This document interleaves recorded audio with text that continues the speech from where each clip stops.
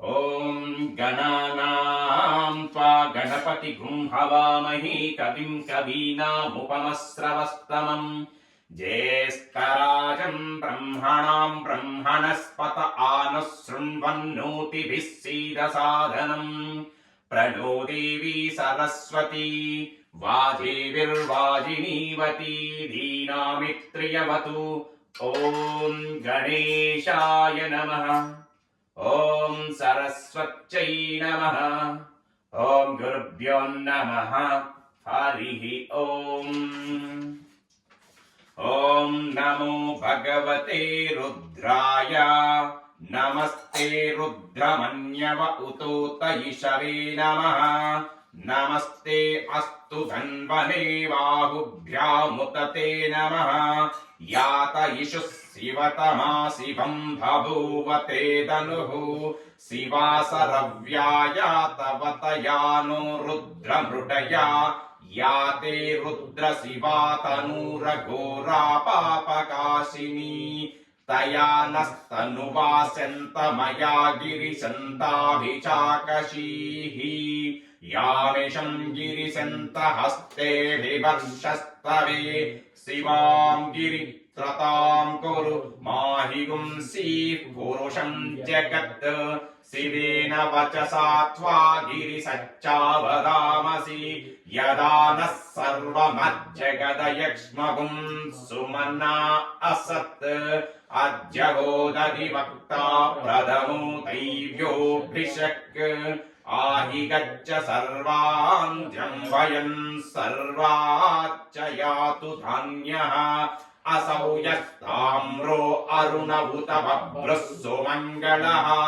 ये चेमागुं रुद्रा अभितो दिक्षु श्रिताः सहस्रशो वैशाखं हेदयीमहे असौ यो वसर्पति नीलग्रीवो विलोहिताः उतैनं गोपा अदृशन्नदृशन्नुदहार्यः उतैनं विश्वा भूतानि सदृष्टो मृडयाति नः नमो अस्तु नीलग्रीवाय सहस्राक्षाय मीदुषे अधो ये अस्य सत्त्वानोऽहं तेभ्यो कर्णमः प्रमुञ्च धन्वनुस्त्वमुभयोरार्द्रियोर्जाम् याच्यते हस्त इषवः पराता भगवो वप अवतत्य धनुस्वगुं सहस्राक्षसतेषु दे निसीर्य शल्यानां मुखा शिवो नः सुमना भव विद्यं धनकपर्दिनो विशल्यो बाणवागुम् उत अनेशन्नश्चेशव आभुरश्च निषङ्गतिः याते हेतिर्मीदुष्टमहस्ते बभूवते धनुः तयास्मान् विश्वतस्वमयक्ष्मया परिभुजा नमस्ते अस्त्वायुधायाना सताय कृष्णवे उभाभ्यामुतते नमो बाहुभ्यां तव धन्वने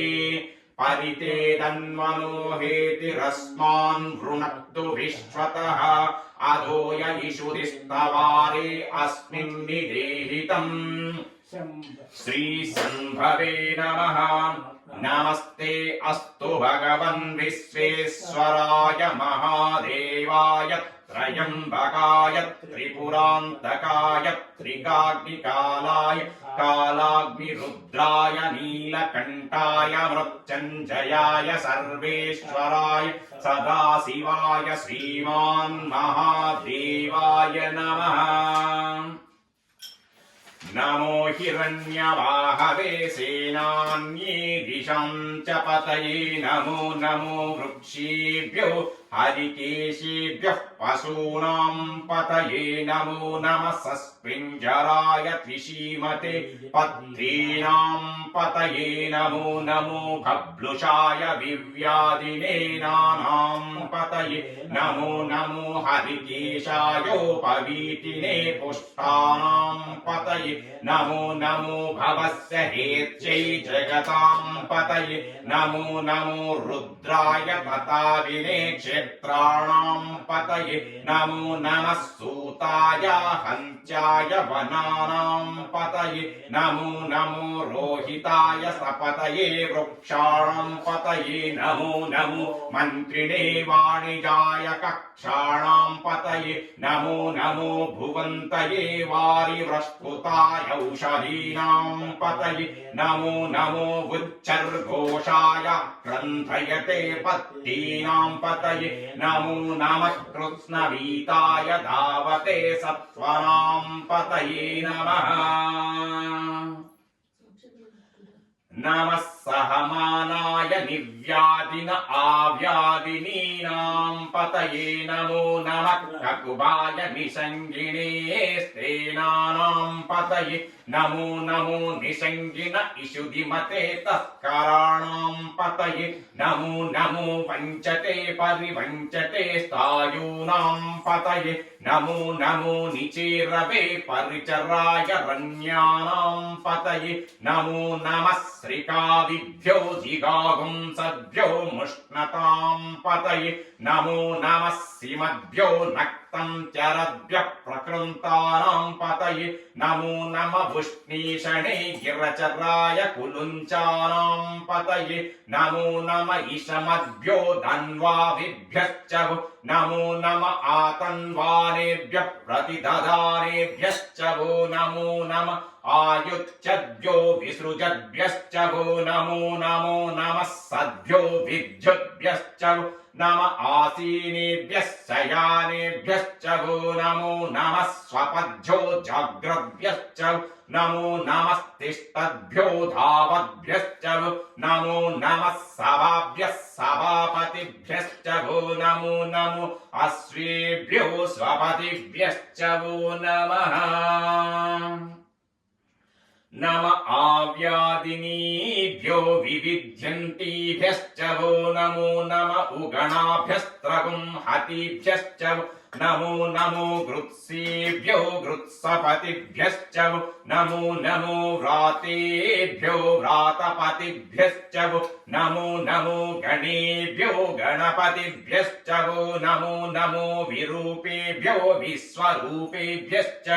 नमो नमो महद्भ्यः क्षुल्लकेभ्यश्च वो नमो नमो रतिभ्यो रथेभ्यश्च वो नमो नमो रथेभ्यो रथपतिभ्यश्च नमो नमः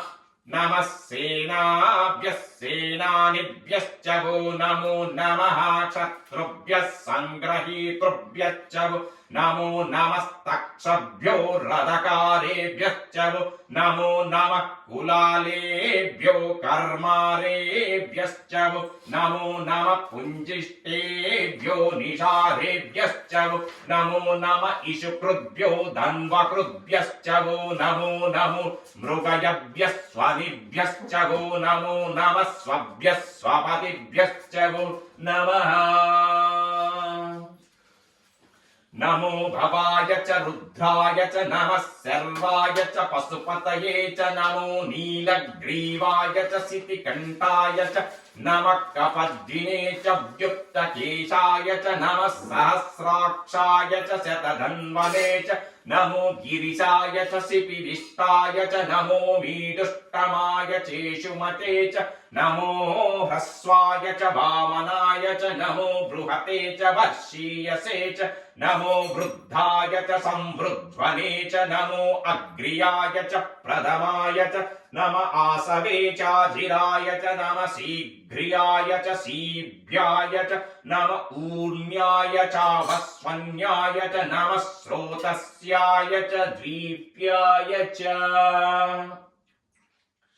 नमो ज्येष्ठाय च कनिष्ठाय च नमः पूर्वजाय चापरजाय च नमो मध्यमाय चापगल्भाय च नमो जगन्याय च बुद्धियाय च नमः सोभ्याय च प्रतिसर्याय च नमो याम्याय च क्षेम्याय च नम उर्वर्याय च कल्याय च नमः श्लोक्याय चावसन्याय च नमो वन्याय च कक्षाय च नमः स्रवाय च प्रतिस्रवाय च नम आशुषेणाय चाशुरथाय च नमः सूराय चावविदन्ते च नमो वर्मिणे च वरूधिने च नमो भील्मिने च कवचिने च नमः श्रुताय च श्रुतसेनाय च नमो धुन्दुभ्याय चाहनन्याय च नमो धृष्णवे च प्रमुषाय च नमो धूताय च प्रहिताय च नमो निषङ्गिणे चेषुधिमदे च नमस्तीक्ष्णेशवे चायुधिने च नमः स्वायुधाय च सुधन्वने च नमः स्तृत्याय च पथ्याय च नमः काट्याय च नीत्याय च नमः सूध्याय च सरस्याय च नमो नाध्याय च वैसन्ताय च नमः कूप्याय च चावट्याय च नमः वर्षाय च चावर्षाय च नमो मेघ्याय च विद्युत्याय च नमः ईद्रियाय चातप्याय च नमो वात्स्याय च रेश्मियाय च नमो वास्तव्याय च वास्तुपाय च नमः सोमाय च रुद्धाय च नमः साम्राय चारुणाय च नमः सिंहाय च पशुपतये च नमो बुघ्राय च भीमाय च नमो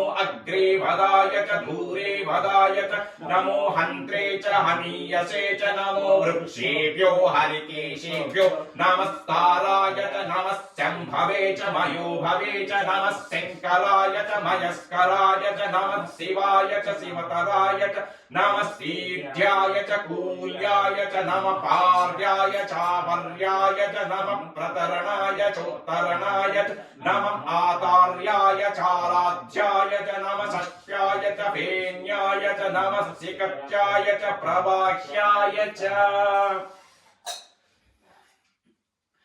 नमः ईरिण्याय च प्रपद्याय च नमः किगुंसिलाय च क्षयनाय च नमः कपड्डिने च पुलस्तये च नमो गोष्ट्याय च गृह्याय च नमः स्थल्याय च गेह्याय च नमः काठ्याय च गह्वरेष्ठाय च नमो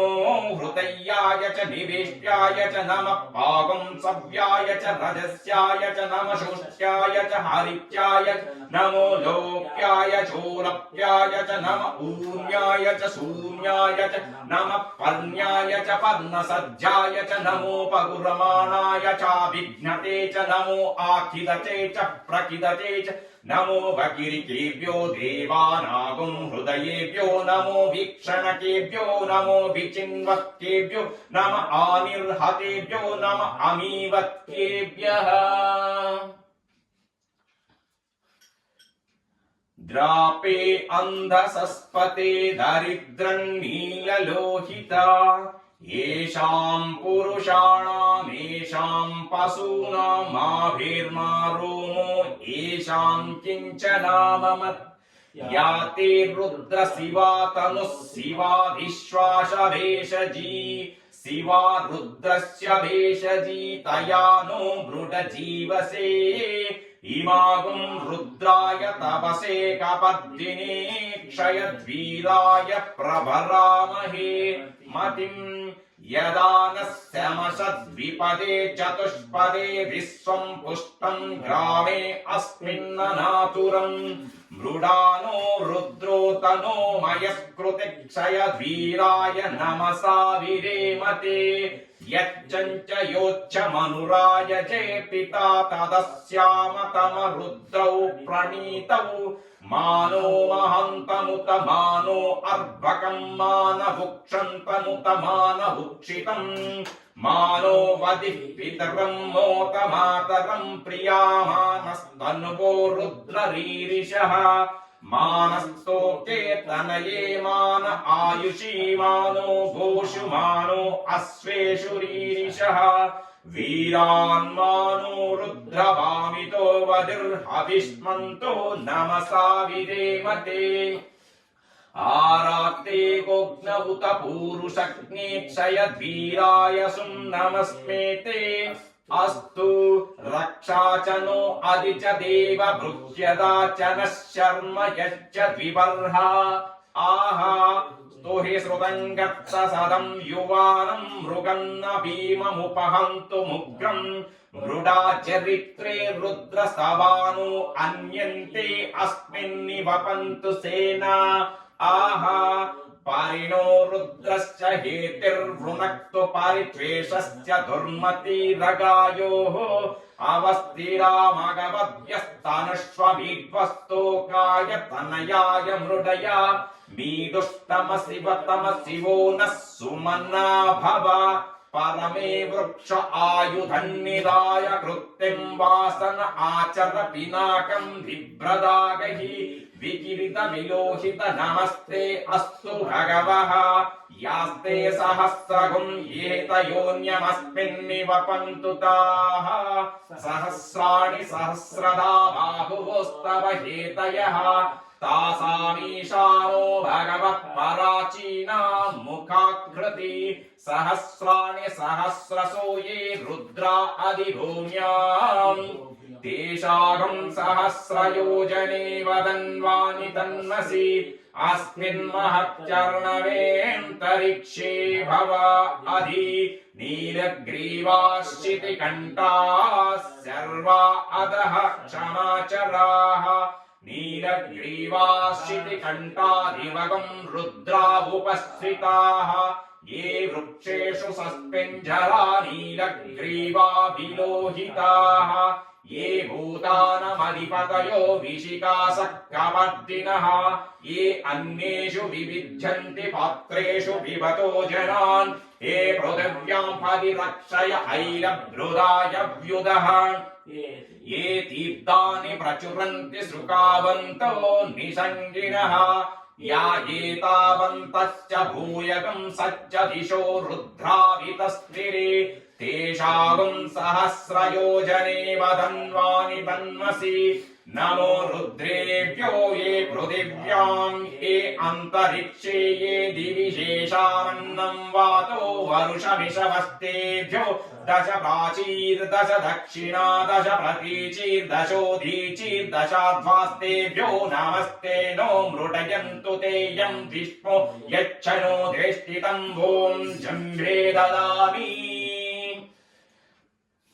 त्र्यम्बकं यजामहे सुगन्धिं पुष्टिवर्धनम् उर्वारुकमिव बन्धनान् मृत्योर्मुक्षीयमामृतात् यो रुद्रो अग्नो यो अप्सु यभूषदीषु यो रुद्रो विश्वा भुवना विवेश तस्मै रुद्राय नमो अस्तु तमुष्टिः यशि सुधन्वायो विश्वक्षयति भेषजस्य यक्ष्वा महेशौ मनसाय रुद्रं नमो भिर्देवमसुरं ध्रुवस्य अयं मे हस्तो भगवान् अयं मे भगवत्तरः अयं मे विश्ववेशजोयगं शिवाभिमर्शनः ये ते सहस्रमयुतं पासा मृत्यो मच्चाय हन्तवे तान् यज्ञस्य मायया सर्वान् वयजामहे मृत्सवे स्वाहा मृत्सवे स्वाहा ॐ नमो भगवते रुद्राय विष्णवे मृत्युर्मे पाहि प्राणानां ग्रन्थिरसि रुद्रो मा विशान्तकः तेनान्नेनाप्यायस्व नमो रुद्राय विष्णवे मृत्युर्मे पाहि सदाशिवोऽहम् ॐ शान्ति शान्ति शान्तिः ॐ अज्ञाविष्णु सजोषसे मा वर्धन्तु वाङ्गिरः जुम्नैर्वाजेभिरागतं वाजश्च मे प्रसवच्च मे प्रयतिश्च मे प्रसितिश्च मे धीतिश्च मे क्रतुश्च मे स्वरच्च मे श्लोकच्च मे श्रावच्च मे श्रुतिश्च मे ज्योतिश्च मे सुवच्च मे प्राणच्च मे पानच्च मे ज्ञानच्च मे सुच्च मे चित्तञ्च मारीतञ्च मे वाक्च मे मनुच्च मे चक्षुच्च मे श्रोत्रञ्च मे दक्षच्च मे बलञ्च ओजश्च मे सहश्च म आयुश्च मे जरा च म आत्मा च मे तनुश्च मे शर्म च मे वर्म च मेऽङ्गानि च मे स्थानि च मे पारुगुंसि च मे शरीराणि च मे ज्येष्ठं च म आधिपत्यं च मे मन्युश्च मे वामश्च मे मच्च मे वच्च मे जेमा च मे महिमा च मे वरिमा च मे प्रतिमा च मे वर्ष्ण्या च मे द्रागुया च मे वृद्धं च मे वृद्धिश्च मे सत्यं च मे श्रद्धा च मे जगच्च मे धनं च मे वशश्च मे त्रिषिश्च मे क्रीडा च मे मोदश्च मे जातं च मे जनिष्यमाणं च मे सूक्तं च मे सुकृतं च मे वित्तं च मे वेद्यं च भूतं च मे पदिच्च मे सुगं च मे सुपदं च मे रुद्धं च म रुद्धिश्च म क्लुप्तं च मे क्लुप्तिश्च मे मतिश्च मे सुमतिश्च मे संच मे मयच्च मे प्रियञ्च मे नुकामच्च मे कामश्च मे सौमनसच्च मे भद्रं च मे श्रेयश्च मे वश्यश्च मे यशश्च मे भगच्च मे द्रविणं च मे यन्ता च मे धत्ता च मे क्षेमच्च मे धृतिश्च मे विश्वं च मे महच्च मे संविच्च मे ज्ञात्रं च मे सूच्च मे प्रसूच्च मे शीरं च मे लयच्च मे ऋतं च मे मृतं च मे यक्ष्मं च मे नुमायच्च मे जीवातुच्च मे दीर्घायुत्वं च मे नमित्रं च मे वयं च मे सुगं च मे शयनं च मे शूषा च मे सुधिनं च मे ऊच्च मे सुमृता च मे पयच्च मे रसच्च मे घृतं च मे मधु च मे सग्धिश्च मे सपीतिश्च मे कृषिश्च मे वृष्टिश्च मे जैत्रं च म औद्भित्यं च मे रयच्च मे रायच्च मे पुष्टं च मे पुष्टिश्च मे विभु च मे प्रभु च मे बहु च मे भूयच्च मे पूर्णं च मे पूर्णतरं च मे क्षितिश्च मे कूयवाच्च मे नञ्च मे कृश्च मे व्रीहयाच्च मे यावा आच्च मे माशा आच्च मे तिला आच्च मे मुद्गाच्च मे कल्वा आच्च मे गोधूमा आच्च मे मसुरा आच्च मे प्रियङ्गवच्च मे नवच्च मे श्यामाका आच्च मे नीवारा आच्च मे अस्मा च मे मृत्तिका च मे गिरयच्च मे पर्वताच्च मे सिकताच्च मे वनस्पतयच्च मे हिरण्यं च मे यच्च मे सीसं च मे त्रपुच्च मे श्यामं च मे लोहं च मे अग्निश्च म आपच्च मे वीरुदच्च मे औषधयच्च मे कृष्णपच्चं च मे कृष्णपच्चं च मे ग्राम्याश्च मे पसव आरण्याश्च मे यज्ञेन कल्पतां वित्तं च मे वित्तिश्च मे भूतं च मे भूतिश्च मे वसु च मे वसुतिश्च मे कर्म च मे शक्तिश्च मे दच्च म हेमच्च म इतिश्च मे गतिश्च मे